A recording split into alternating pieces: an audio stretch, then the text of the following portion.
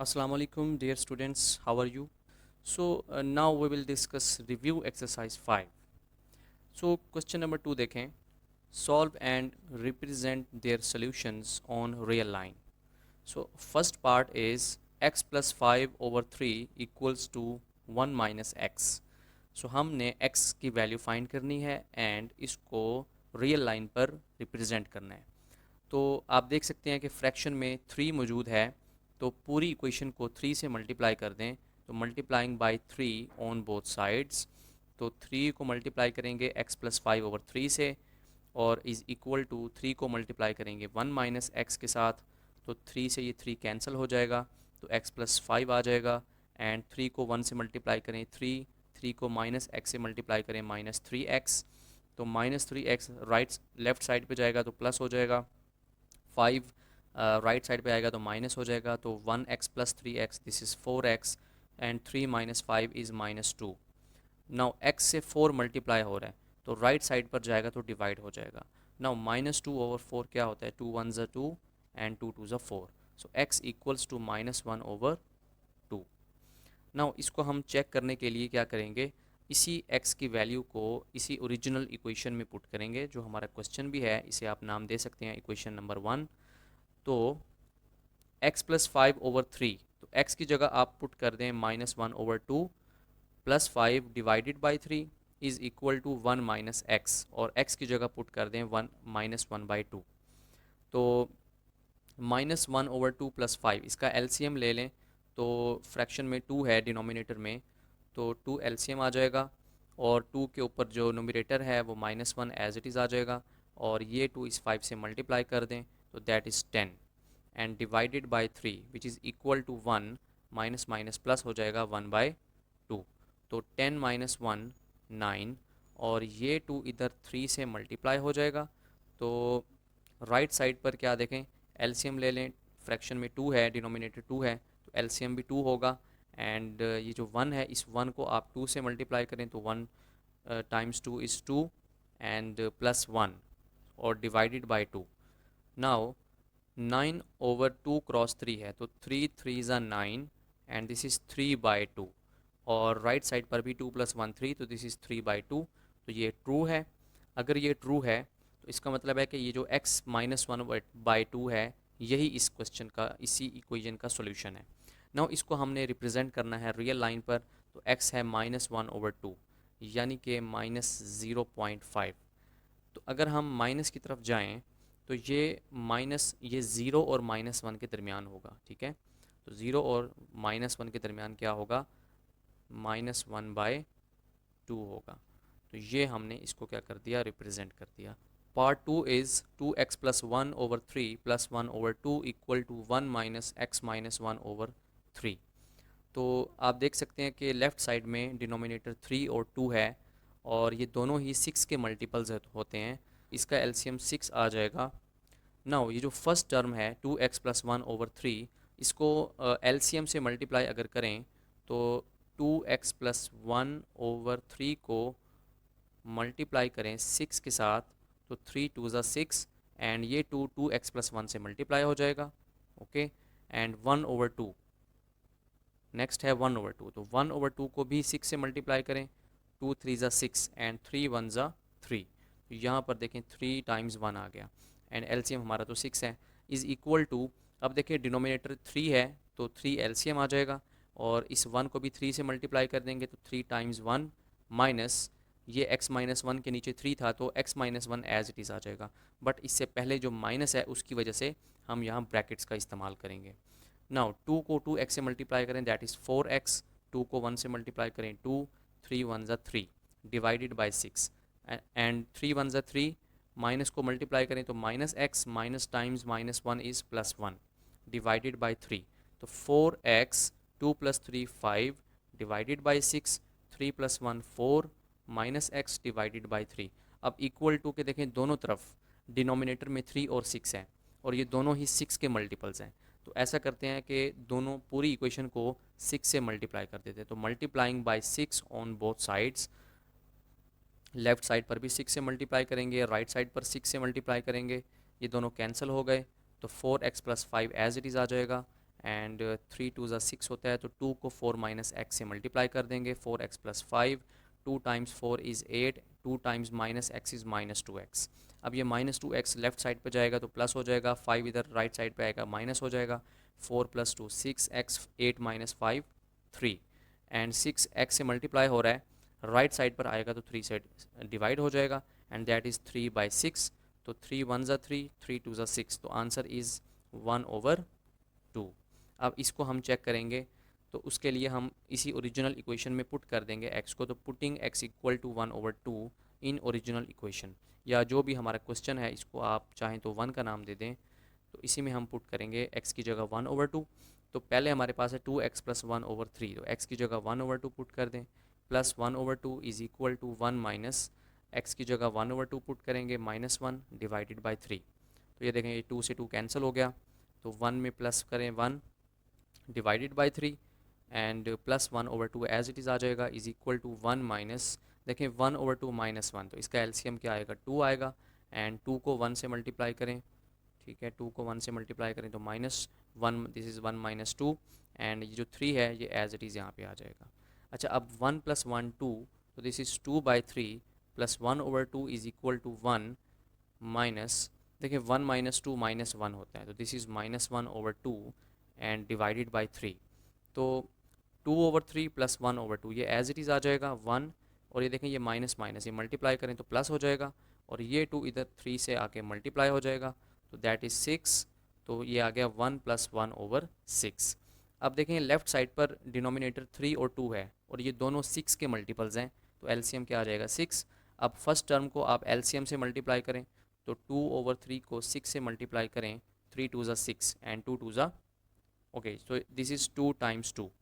Second term को भी आप 6 से मल्टीप्लाई करेंगे, बिकॉज 6 एलसीएम है हमारा, तो 2 3 ज़ा 6, and this is 1 × 3, okay, this is 1 × 3, और राइट साइड पर 6 डिनोमिनेटर में है तो 6 एलसीएम होगा, पहली टर्म से मल्टीप्लाई करें तो 6 आ जाएगा, एंड दूसरी टर्म जो 1 है ये 6 के ऊपर ही है, लिहाजा ये 1 एज इट इज़ आ जाएगा। नाउ 2 2 ज़ा 4, दैट इज़ 4 + 3 1 ज़ा 3 divided by 6, and this is 6 + 1 7, 7/6, so 4 + 3 7, so this is also 7/6। now left hand side is equal to right hand side, so इसका मतलब ये हुआ कि 1/2 इस इक्वेशन का सॉल्यूशन है। अब इसको रियल लाइन पर रिप्रेजेंट करना है, तो 1/2 यानी कि हाफ, यानी 0.5, तो 0.5 0 और 1 के दरमियान होगा, तो that is the line where x equals to 1/2 lies, so x equals to 1/2, ठीक है, तो ये हमारा रिक्वायर्ड आंसर है। तो पार्ट 3 देखें, 3x + 7 is less then 16।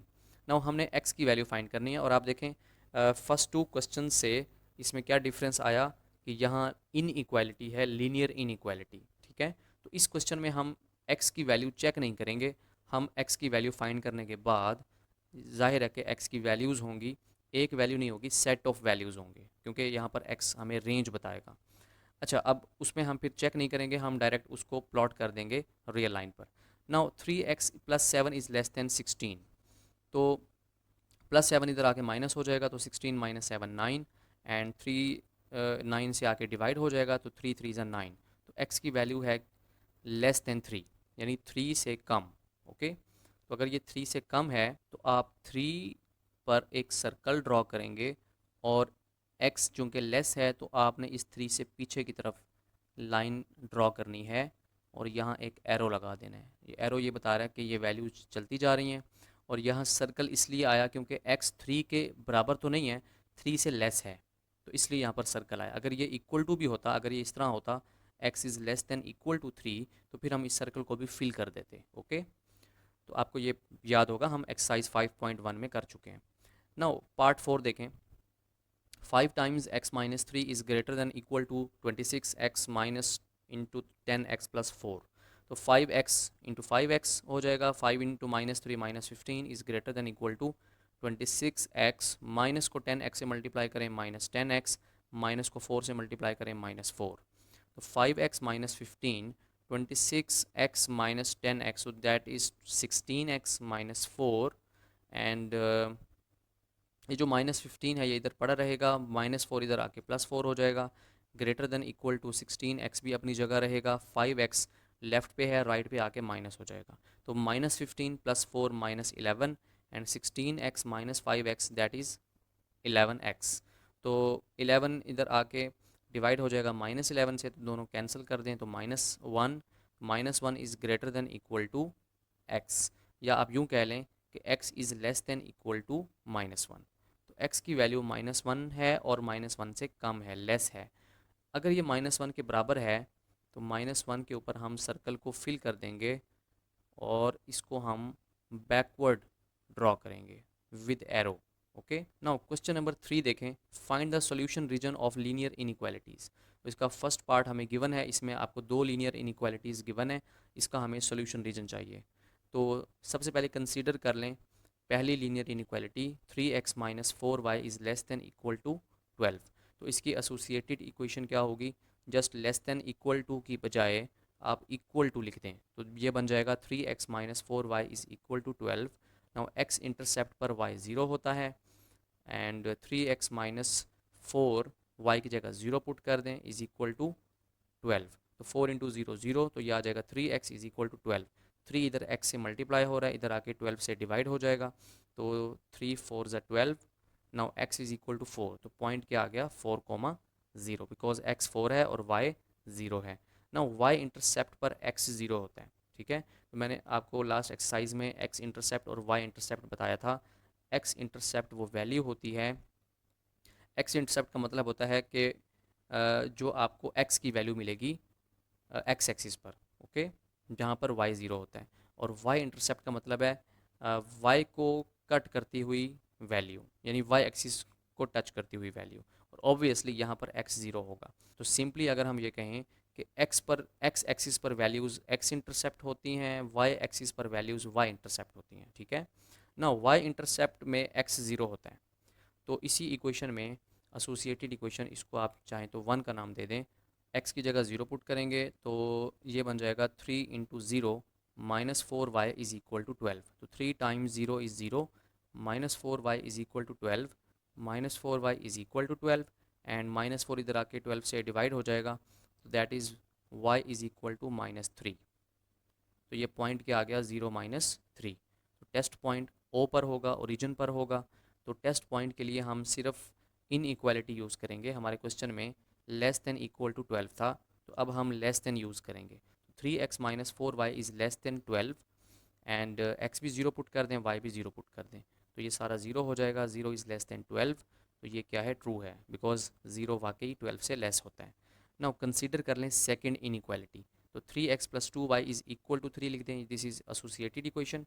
x intercept पर y 0 होता है, तो इसी इक्वेशन में इसको आप 2 का नाम दे दें।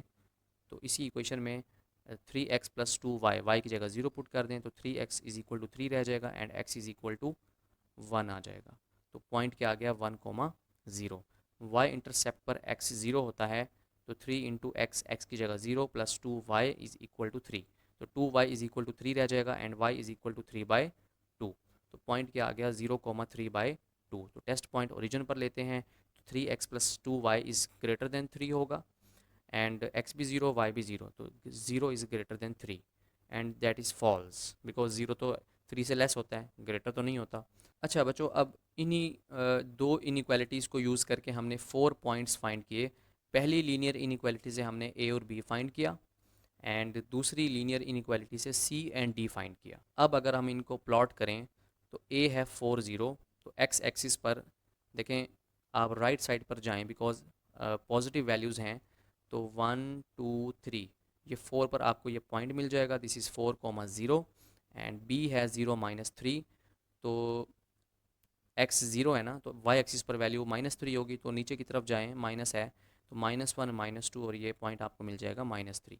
इस पे आप इसको फिल कर दें एंड इन दोनों लाइंस को आप, इन दोनों पॉइंट्स को आप टच करें, ठीक है। इन दोनों पॉइंट्स को आप जोड़ दें आपस में, तो एक लाइन आपको मिल जाएगी, लेट से इसको हम 1 कह देते हैं, ठीक है। अच्छा, अब इसके बाद c पॉइंट है 1 0, तो दैट इज़ 1 0 एंड d है 0 3/2, ओके। तो 0 3/2 कहाँ होगा, देखें 3/2 का मतलब होता है 1.5, इसका मतलब है ये 1 से ज़्यादा होगा, 2 से कम होगा, तो देखें 1 और 2 के दरमियान होगा ना फिर, तो ये पॉइंट होगा। अब इन दोनों पॉइंट्स को भी आप मिलाएं, तो यहाँ एक और लाइन मिल जाएगी आपको, इसको कह दें लाइन नंबर 2। अब देखें जो लाइन नंबर 1 थी, ठीक है, फर्स्ट लीनियर इनइक्वालिटी, इसके लिए टेस्ट पॉइंट क्या था, ट्रू था। इसके लिए टेस्ट पॉइंट ट्रू था और सेकंड के लिए क्या था, फॉल्स था। अब देखें फर्स्ट के लिए ट्रू था, इसका मतलब ये कि अगर हम फर्स्ट के लिए रीजन बनाएं तो हमने ऊपर की तरफ ओरिजिन की तरफ जाना है ना। तो इसका मतलब ये कि हम ये वाला रीजन तो नहीं बनाएंगे। देखिए ये जो मैं ब्लू शेड दे रहा हूँ, ये रीजन वो है जो हम नहीं बना सकते, ओके, बिकॉज ये इस लाइन नंबर 1 में नहीं आ रहा। अच्छा, लाइन नंबर 2 की बात करें तो ये फॉल्स था, इसका टेस्ट पॉइंट। अगर ये फॉल्स था तो ये ओरिजिन से दूर होगा, अवे फ्रॉम द ओरिजिन होगा। अगर ये ओरिजिन से दूर होगा तो इसका मतलब ये वाला रीजन नहीं होना चाहिए। तो भाई अगर ये सारे रीजन नहीं होंगे तो बाकी कौन सा रीजन रह गया, बाकी बच्चों ये रीजन रह गया, ठीक है। तो इसको आप शेड कर देंगे तो हमारा जो फाइनल आंसर है, फाइनल रीजन है, वो ये ऑलमोस्ट रेड कलर है जो आपको स्क्रीन पर नज़र आ रहा है, ठीक है। ये हमारा क्या है, फाइनल आंसर है। नाउ क्वेश्चन नंबर 3 का पार्ट 2 देखें। 2x plus y is less than equal to 4, x plus 2y is less than equal to 6। तो कंसीडर कर लें पहली लीनियर इनइक्वालिटी, तो उसकी एसोसिएटेड इक्वेशन क्या होगी, 2x plus y is equal to 4, इसको नाम दे दें 1 का।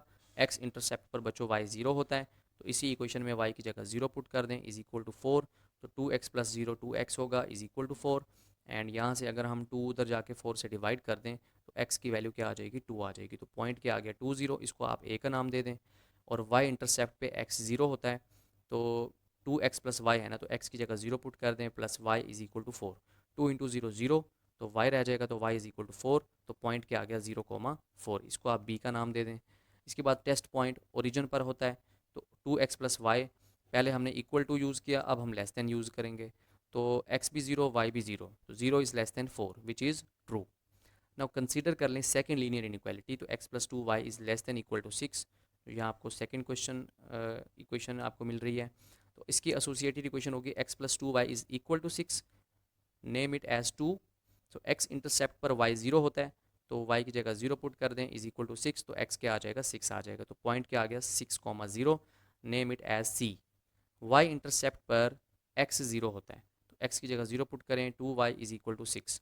And 2y is equal to 6, दोनों तरफ 2 से डिवाइड कर दें तो y की वैल्यू क्या आ जाएगी, 3 आ जाएगी, ठीक है। 6/2 3 होता है। नाउ पॉइंट मिल गया 0,3 और ये d है। टेस्ट पॉइंट ओरिजिन पर लेंगे, तो x plus 2y is less then 6, x भी 0 y भी 0, तो 0 is less then 6, that is true. अब हम इन दोनों लीनियर इनइक्वालिटीज़ के पॉइंट्स जोड़ेंगे। अच्छा ग्राफ देखें, पहला पॉइंट a है 2 0, तो ये आपको 2 0 यहाँ मिल जाएगा पॉजिटिव x एक्सिस पर। एंड b है 0 4, तो ये आपको पॉजिटिव y एक्सिस पर 0 4 मिल जाएगा। इन दोनों पॉइंट्स को आप मिलाएं तो आपको एक लाइन मिल जाएगी, इसको हम चलें लाइन नंबर 1 कह देते हैं, ठीक है। अच्छा, इसके बाद सी पॉइंट था 6,0, तो ये देखें ये 6 आपको 0 नज़र आ रहा है, पॉजिटिव एक्स एक्सिस पर 6,0। एंड इसके बाद है 0 3, ये पॉजिटिव वाई एक्सिस पर 0 3 आपको नज़र आ जाएगा। इन दोनों पॉइंट्स को भी आप मिलाएं तो आपको एक और लाइन मिल जाएगी, नेम इट एज 2। अब देखें जो पहला टेस्ट पॉइंट था वो ट्रू था और दूसरा भी ट्रू था। अगर ये दोनों ट्रू हैं तो इन दोनों का ग्राफ कहाँ बनेगा, ओरिजिन की तरफ बनेगा, टूवर्ड्स द ओरिजिन। अच्छा, अगर हम लाइन नंबर 1 की बात करें तो इसका अगर ग्राफ ओरिजिन की तरफ है तो इसका मतलब ये हुआ कि इसका ग्राफ इधर को तो शिफ्ट नहीं हो रहा, ठीक है।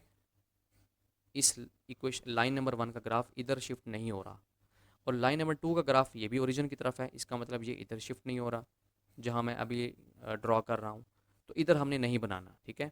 इधर अगर आप नहीं बनाएंगे तो बाकी कौन सा रीजन रह गया। अब हमारा फाइनल आंसर क्या होगा, फाइनल आंसर हमारा ये होगा, ठीक है। इसको आप शेड कर देंगे।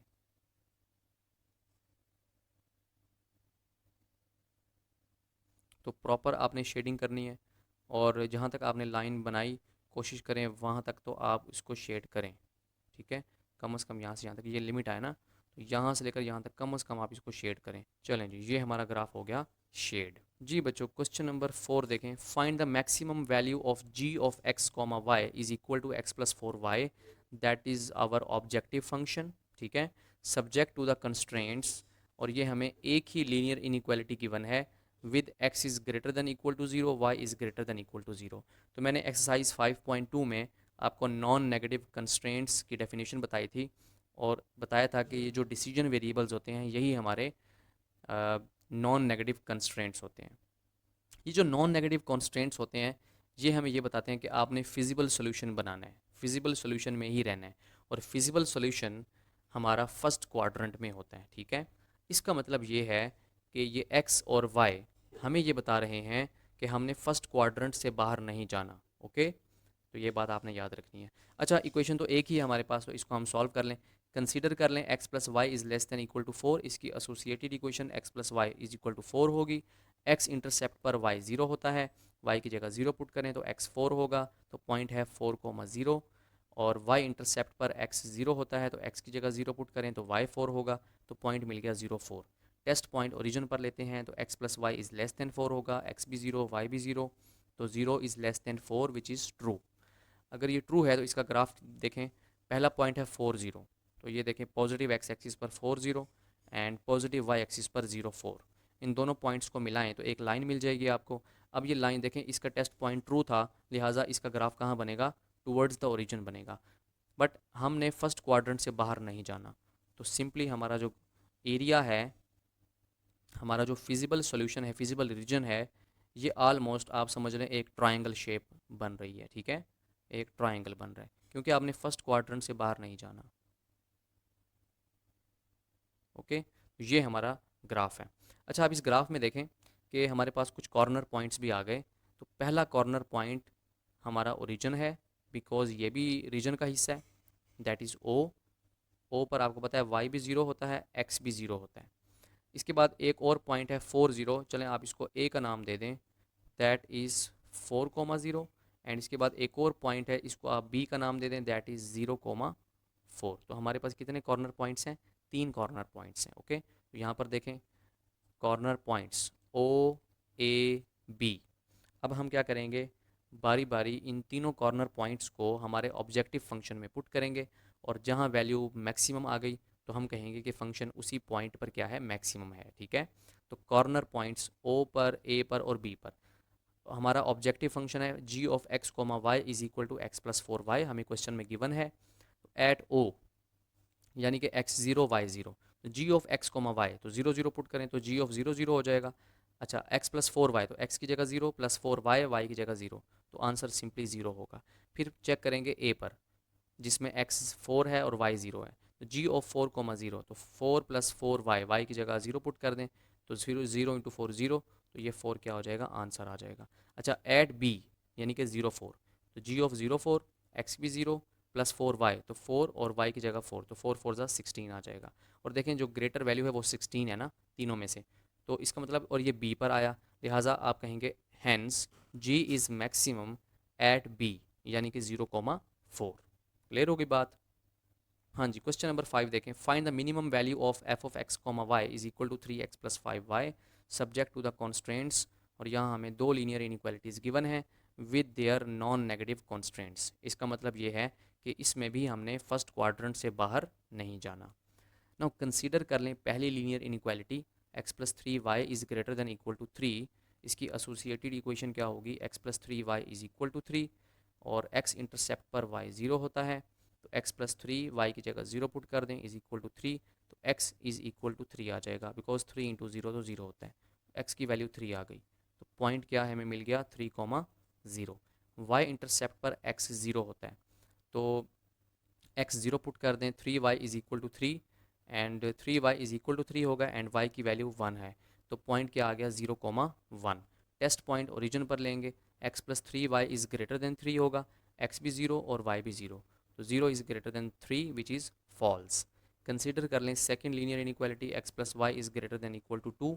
एसोसिएटेड इक्वेशन में x plus y is equal to 2 होगा, x इंटरसेप्ट पे बच्चों y 0 होता है, तो y की जगह 0 पुट कर दें, x plus 0 is equal to 2, तो x इज़ इक्वल टू 2 होगा, तो पॉइंट हमें मिल गया 2,0।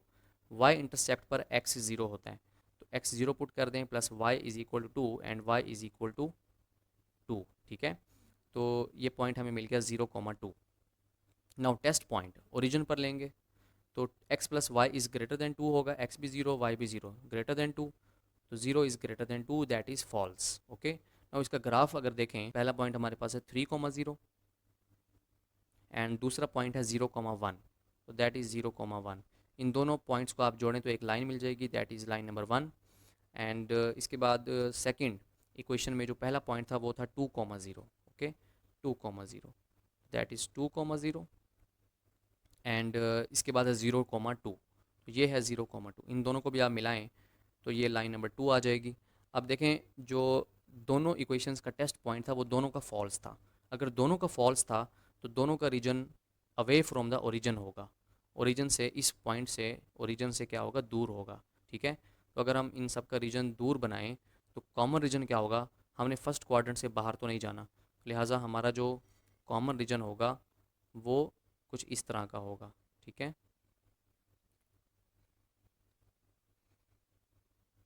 और याद रखें कि हमने फर्स्ट क्वाड्रेंट से बाहर नहीं जाना।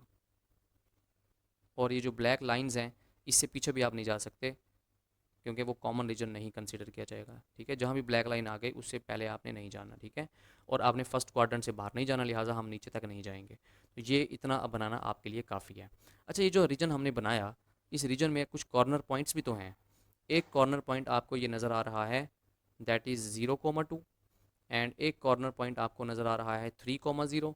और ये देखें, एक और कॉर्नर पॉइंट हमें नज़र आ रहा है जहाँ पर ये दोनों ब्लैक लाइंस मिल रही हैं और ये वैल्यू हमें नहीं पता, ये पॉइंट हमें नहीं पता, ये हमने फाइंड करना है, ठीक है। हो सकता है कि हमारी मिनिमम वैल्यू इसी पॉइंट पर हो, तो ये पॉइंट हमारे लिए ज़रूरी है ना। कॉर्नर पॉइंट्स कितने हो गए फिर, पहला 30, इसको आप ए का नाम दे दें, दूसरा 02, इसको बी का नाम दे दें, तीसरा x, y जिसे हमने फाइंड करना है। उसको फाइंड करने के लिए हमें दोनों लाइंस का इंटरसेक्शन चाहिए। तो दोनों लाइंस हमारे पास गिवन है, तो दोनों लाइंस की जो एसोसिएटेड इक्वेशन है वो चाहिए हमें। तो पहले की associated equation x+3y is equal to 3, second की associated equation x+y is equal to 2। तो दोनों को हमने लिख दिया। अब आप इन दोनों को माइनस कर दें तो ये प्लस एक्स माइनस हो जाएगा, ये प्लस वाई माइनस हो जाएगा, ये प्लस 2 माइनस हो जाएगा, ये दोनों कैंसिल हो गए। 3 - 1 दैट इज़ 2y एंड 3 - 2 1। तो y इज़ इक्वल टू 1/2। अब y को अगर हम पुट करें इक्वेशन 2 में, तो putting y is equal to 1/2 in 2, तो x plus y is equal to 2 है, तो y की जगह 1/2 पुट करें इज़ इक्वल टू 2, 1/2 इधर आके माइनस हो जाएगा, तो 2 2 4, 4 - 1/2, 4 - 1 3, तो x की वैल्यू क्या आ गई, 3/2। तो हमें ये कॉर्नर पॉइंट्स मिल गए, ठीक है, ए बी एंड सी। अब हम बारी बारी इन सब को ऑब्जेक्टिव फंक्शन में पुट करेंगे। तो this is our objective function. तो at A that is 3,0, F of 3,0, तो 3 × 3 + 5 × 0, तो 3 3 ज़ा 9, ओके, 5 × 0 तो 0 होता है। At B that is 0,2, x is 0 y 2, तो 3 × x, x की जगह 0, 5 × y की जगह 2, तो आंसर क्या आ गया, 5 2 ज़ा 10।